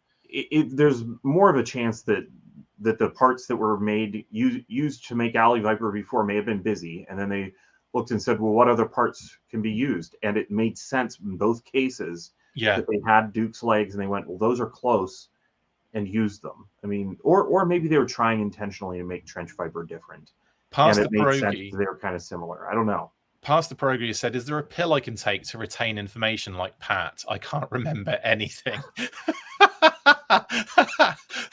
There's a movie about that, I think, about that pill that you can take that opens up your brain or something. If Hasbro starts going through their archives for unmade figures to make new stuff, that will be epic. I think there's been like elements of that. I think they look at as much as they possibly can or know about. And Lenny's a fan. Like he's into this stuff and he enjoys it, and he looks at this stuff in he doesn't know everything, but like he knows a lot, and he's certainly learned a lot as well since doing this particular line. But he's a fan, and you can tell that, like, just talking to him, like he loves this stuff, and he knows that there's unreleased stuff, and he's probably looking at that stuff as well. Whether he looked at this and made that determination, I very much doubt it. But that's no slight on Lenny. I think it's more about what it says about Pat than what it says about Lenny. But anyway, I like that shout, mate, and I think just going back and forth on these images, the resemblance of that, that 97 is very, very, very strong. So yeah, I'm with you on that. Good shout.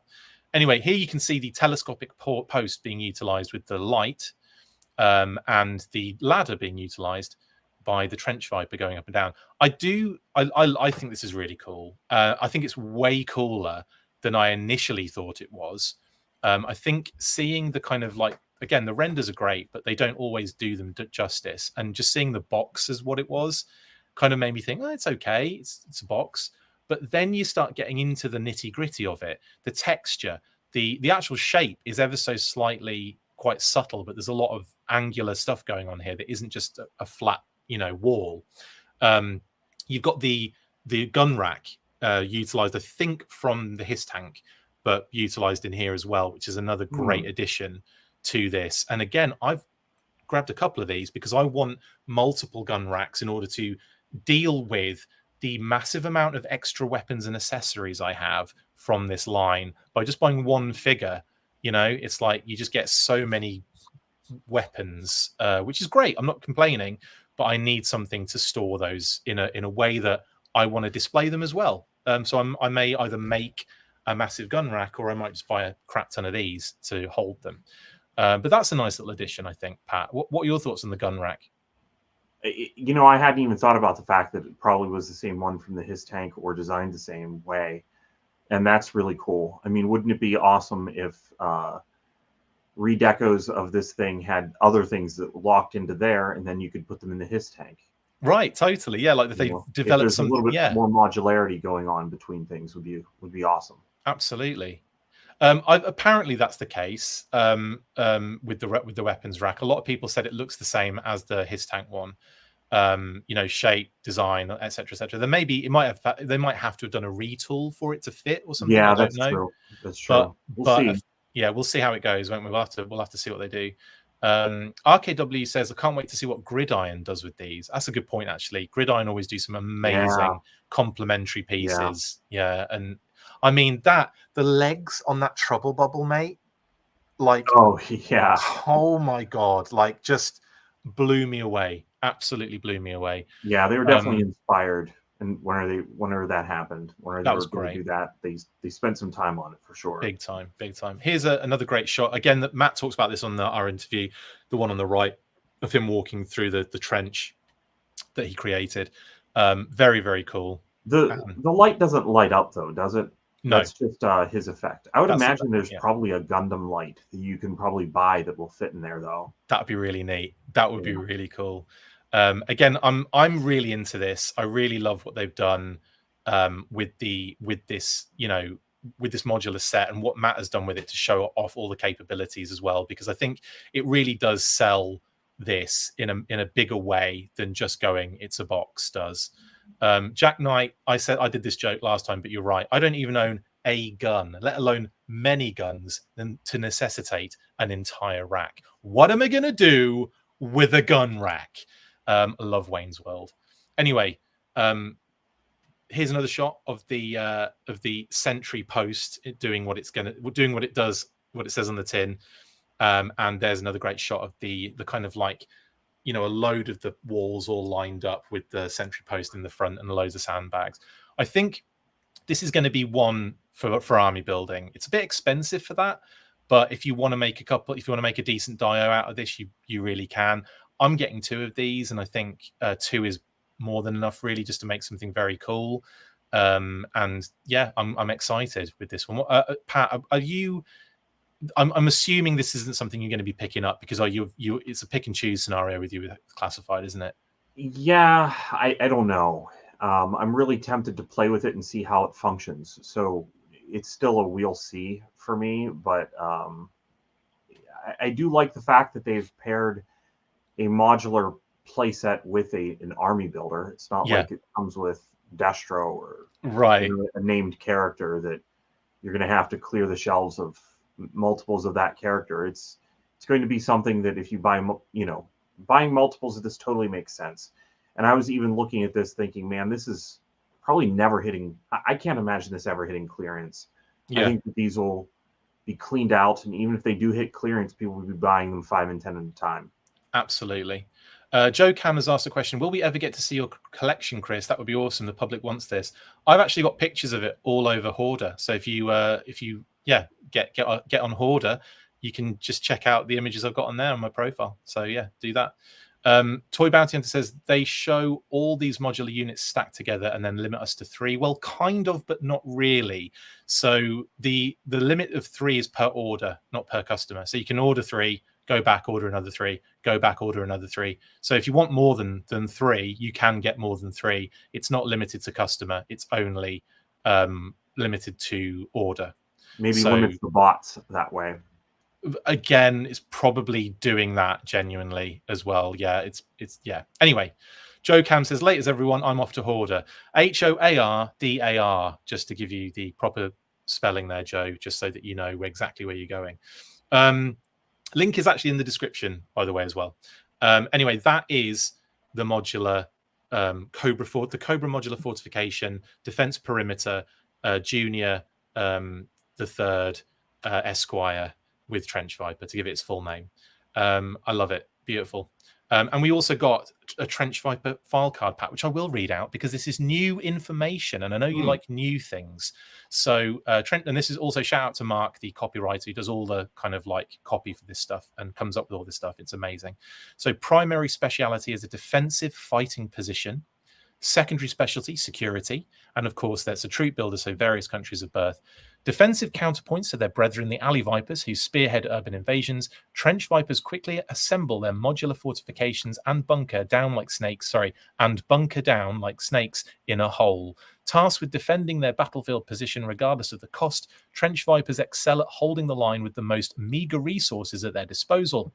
Trench Vipers quickly learn how to protect themselves from both an advancing enemy as well as occasional friendly fire. Nice touch there. You wouldn't think a couple of walls and some sandbags would do much to stave off a full-fledged enemy assault, but when the dust of combat settles, more often than not, the Trench Vipers come crawling out and brush themselves off. That's kind of a fun, new little like aspect to the lore of G.I. Joe, would you say, mate? Yeah, and again, anytime you're going to give a character, a toy, a new name, or make a new character at all, I think that it's critical to give us the file card. So I like that they've done it quickly this time. Absolutely. Brilliant stuff. Anyway, let us know what your abilities are in the comments. Mine would be level 1 intelligence or 0. Can you get level 0? I don't think you can. It'll be low on the intelligence level. It would be about level 2 strength, but the strength would only be in farts. And I'm trying to think of the other two, but maybe I just have 2 abilities. What would your abilities be, mate?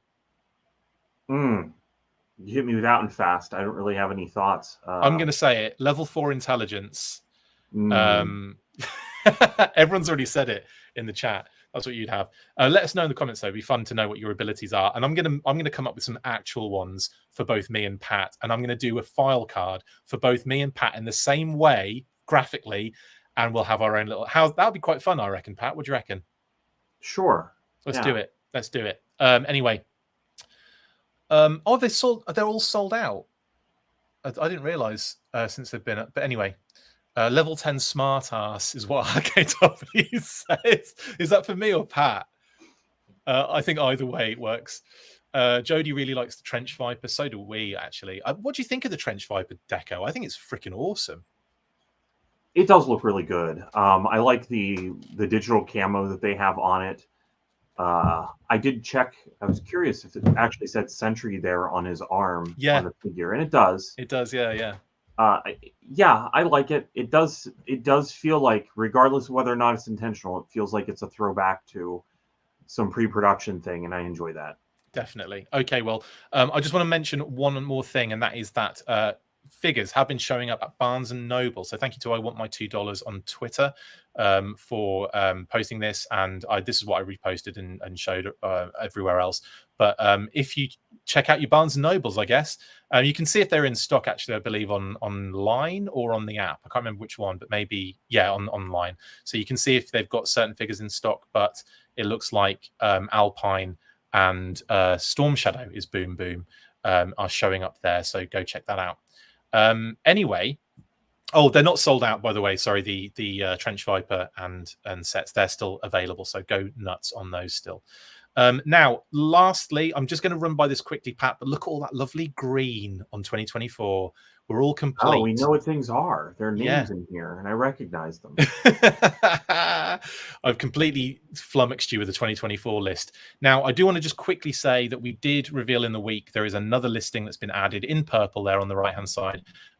GIJ CS. It's unknown in terms of the internal code word, which is actually better for Pat. But we know it's a vehicle, we know it's G1233, and we know it's a Pulse exclusive. So that has been added to the list of leaked listings 2025. Any more information we'll get, we'll obviously, that we can talk about, we will eventually. If it leaks out, whatever, then we'll put it on here. But as far as we know, that's all we know so far for this particular listing. Now, a lot of people are saying Ore Striker, but I can say that it isn't the Ore Striker. Moving on, and these are the name only reveals that we know of at the moment, and these are the digital renders we know at the moment. That's it. We're done. Let's get on to shout outs. Do it. Have you tried HOARDAR yet? No? Well, you need to. If you have a collection of things and want to create a fun and easy way of organising it and of course showing it off, then get involved. You can post items and build collections, and you can drop a status like getting a fun delivery or seeing some awesome related stuff on your travels. Build your collections with HOARDAR. The app is free to download on Google Play and the App Store, so what are you waiting for? Get to hoarding.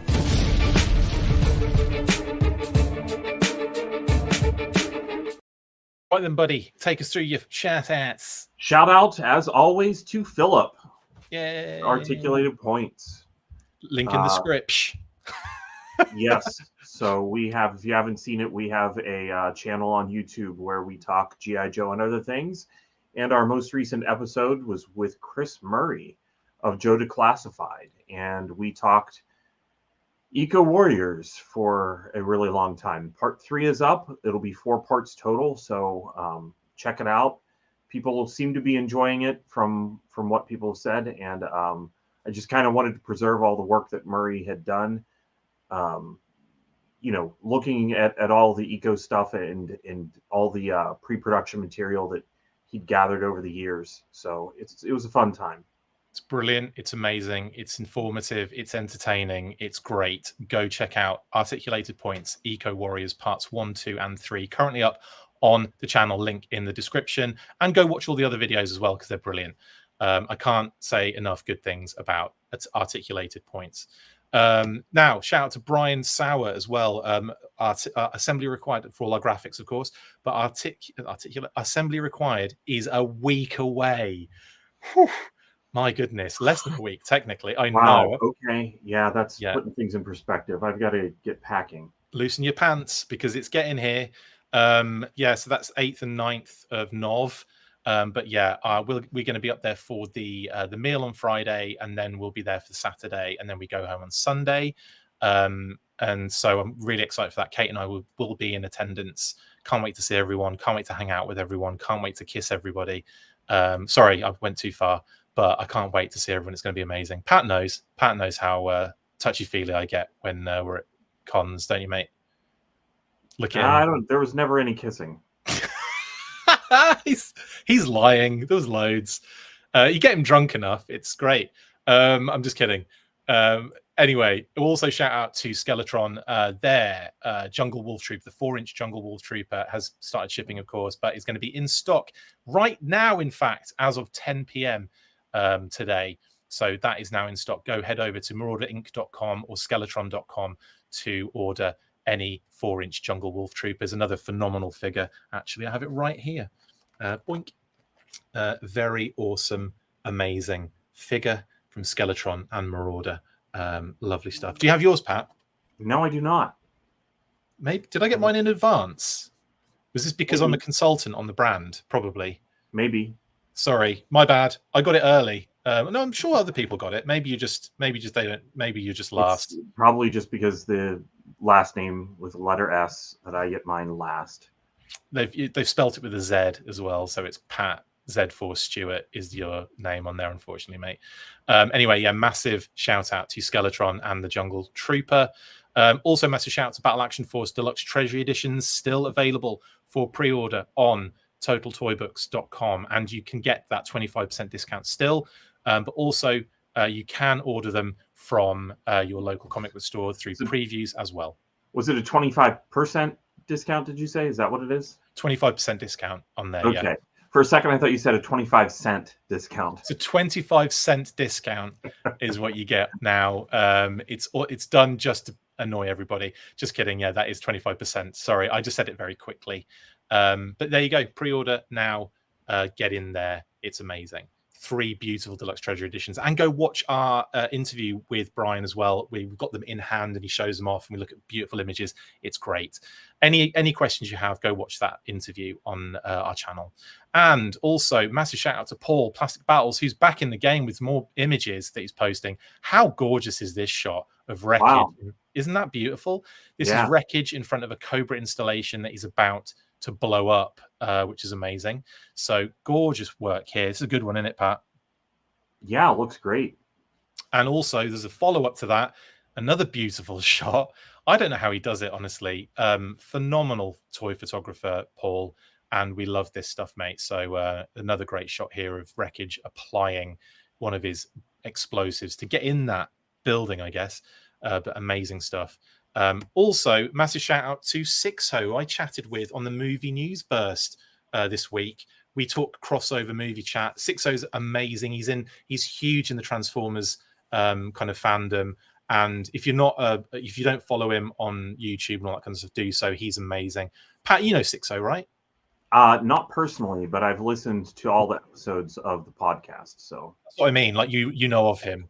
I know of him, yes. Yeah, I've been really enjoying Triple Takeover, by the way. How good? Yeah, it's excellent. Yeah, it's so good. If you don't listen to the Triple Takeover podcast, or Toycast as it's known, get involved. It's Sixho, Jason, and I forget the other name. Liam? Yeah, Liam, Jason, Sixho, and it's brilliant. It's so good. Go check it out. But anyway, go watch our little chat as well. It's brilliant. Also, Pat and I did a mid-freakly in the week for Halloween. That was fun. We basically talked about our scariest G.I. Joe characters, and well, mainly Cobra, but that was really fun as well. So go do that as well. I had fun. Did you have fun with that, Pat? Yeah, it was a lot of fun, for sure. Great. Exactly. Go check that out. I was Snake Eyes for Halloween. Did you dress up for Halloween? Or did you just do the trick-or-treat stuff? I just handed out stuff for trick-or-treat, but there were a lot of kids coming by this year, which was very different than it was in the past. Seemed like that was kind of nationwide. There was a bigger turnout for trick-or-treat this year. It was crazy in our neighborhood. And again, like a big shout out to our beautiful neighborhood. It's amazing. Everyone's really lovely. And Kate and I basically stood at the end of our driveway because it's a bit of a long driveway to the door. We didn't want them to have to like be literally scared coming to our house. Just fake scared is fine. So we had the bowl of candy, and I was dressed like Snake Eyes, and no one really knew who I was, which was great. They just thought I was. Someone said Call of Duty, which I was like, close enough. And then the best one, someone said, "Are you a ninja?" And I said, "Oh, that basically covers it. Yeah, that basically covers it. Call of Duty Ninja covers it." But it was amazing. Loads of kids ended up sitting outside with the neighbors. They had a little fire going on the lawn, and we just sat on chairs outside and chatted and had fun. It was amazing. So it was a great Halloween evening at the McLeod household, and I will be doing that again next year. It was brilliant. Anyway, also wanted to make a big shout out to John Warden and his family. Now, he posted very recently about a GoFundMe in regards to the medical bills that they're obviously having to deal with now that he's out of work. And like I said on the news burst, this is an opportunity for us as fans who have enjoyed the stuff that John has had like a lot of input in, to give back and to kind of say thank you and show our gratitude to. So I just want to kind of make that very clear that this is a great opportunity for us to really step up and help. And apparently he was really happy with with the initial kind of like turnout that people kind of helped with and everything. So I just wanted to make that very clear and again make it very known that John has that GoFundMe link in the description as well. Pat, did you need anything to say on that one, bud? No, I really this was a huge loss for the future of toys. Big time. Hopefully we see him again in another very influential position soon, so that he's back, doing well. And I really wish him the best. We're all still very upset about it. I mean, I'm constantly seeing people post about it, and it's just, I don't know. It does shake my confidence in the future of Hasbro whenever they've done this. It just doesn't make sense to me. It really doesn't. I have to agree with that one. Like the amount of amazing things he's been involved in, especially with G.I. Joe and Transformers, but like, all sorts of different lines and everything. He's just been that kind of mainstay, especially for us as fans, hasn't he? Really? Yeah. Having him there, able to make the ends of production budgets and creativity meet. He was somebody who was able to make that happen and make it happen in a way that translated to some really good products for us over the years. And I enjoyed having him there, and it just doesn't make a lot of sense to me. I guess you can outsource people to do the art and to do the sculpting, but how do you outsource the person who's coordinating all? How do you outsource experience? How do you outsource like actual knowledge of what is going on? Do you know what I mean? And then getting someone new in for, I don't know, less money, I guess, at the end of the day, which sucks massively. Or getting no one in and having other people pick up the slack, which is actually the more likely thing that happens until, people move in and around those spots again, and then you're in the same position and someone gets let go again. It's just crazy. Anyway, just wanted to make that very clear, and also say the GoFundMe is in the link in the description. Like I said, anything you can do will help, obviously, and it's our chance to give back to an amazing servant of not just our brand with G.I. Joe, but multiple brands, and a great person in general, an awesome person in general. Anyway, you have there you go. That's pretty much it. Everything. Thank you very much, dude, again, for jumping on. It's great to have you back. We've got, obviously, next week, we're not going to be here. We're going to be at Assembly Required, which is amazing. I don't know if we're going to be doing anything. Sorry, there is a bird. There is a bird in our basement. I don't know how that happened, but I'm going to have to get that bird out of here somehow. Oh, my word. And I'm not talking about raptor. I'm talking about a little finch has just flown in here. You found raptor locally? I've literally found raptor locally, but also a real bird is in this. I don't know. I'm going to have to deal with that now. Anyway, thanks very much. I won't shout full force. There's a tiny little finch in here. I think in there, basically. Okay, right. I'll deal with that now. Okay, just met it.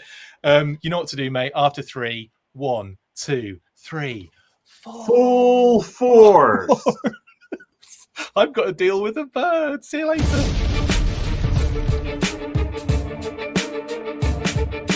Make sure you get involved with the discussion by liking, sharing and commenting on these videos, and as always you can keep up with the show after listening by following on X, formerly Twitter, @TheFullForce, liking the Facebook page, facebook.com/TheFullForce. We've also added a brand new Instagram, so check us out there as well, @TheFullForce Podcast, and if you would like to contact the show you can message us on any of those platforms with feedback and questions. We also have a Patreon page, so if you want to show your support for the show, see your name up in lights on these videos, or enjoy exclusive bonus content, then check out patreon.com/TheFullForce Podcast, or click on the link on any of the posts this podcast appears in. Full Force.